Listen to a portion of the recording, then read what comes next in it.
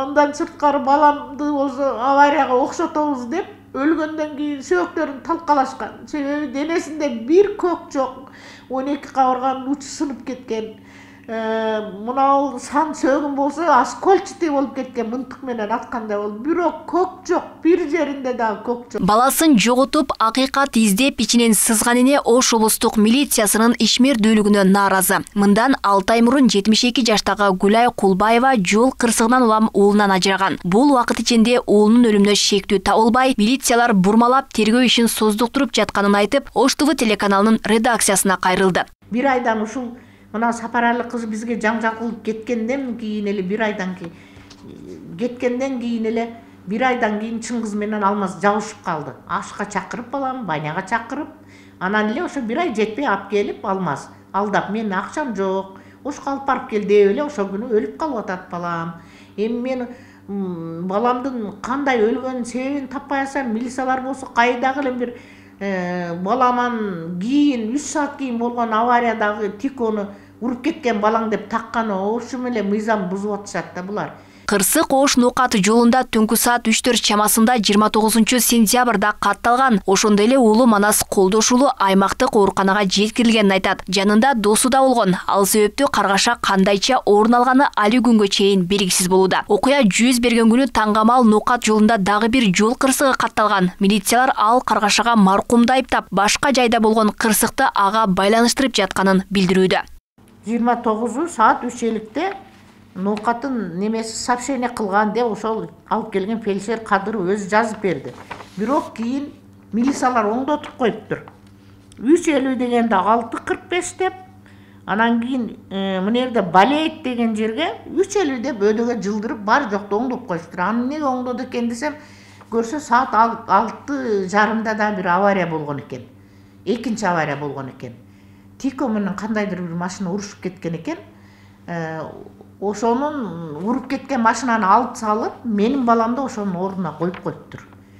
Тикону уруп кеткен деп. Анан кандай болот? Менин балам түнкү саат 3:50-де кабар келип, жок дегенде 4-5-те больницага барган. Анан 6:50-де келип бул Тикону кантип уруп кетет?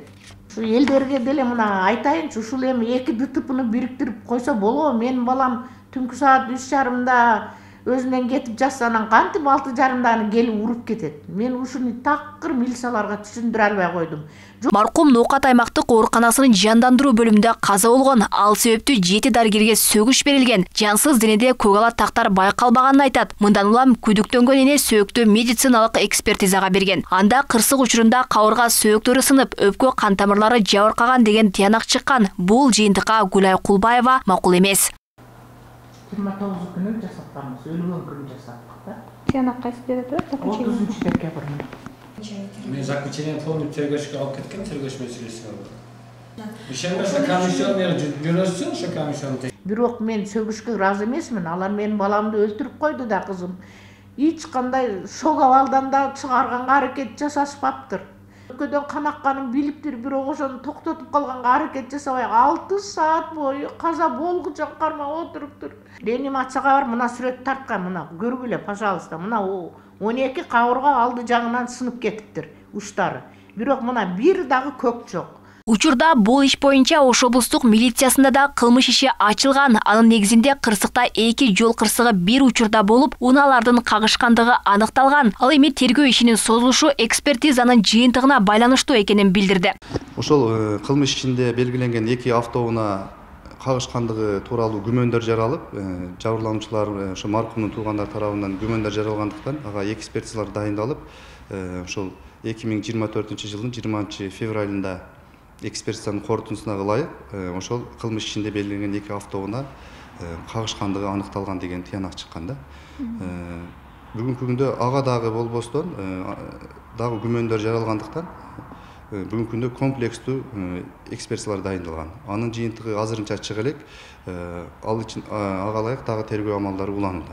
Кылмыш иши 312 берени автотранспорт каражаттарынын кыймылын жана аларды эксплуатациялоодогу коопсуздукту бузуу боюнча жүрүп жатат. Ал эми маркумдун жакындары акыйкат тергөө жүрүп күнөөлөр жазасын алышы керектигин гана күтүшөт. Алмагүл Эркебай кызы, Аслидин Турганбаев, Ош ТВ.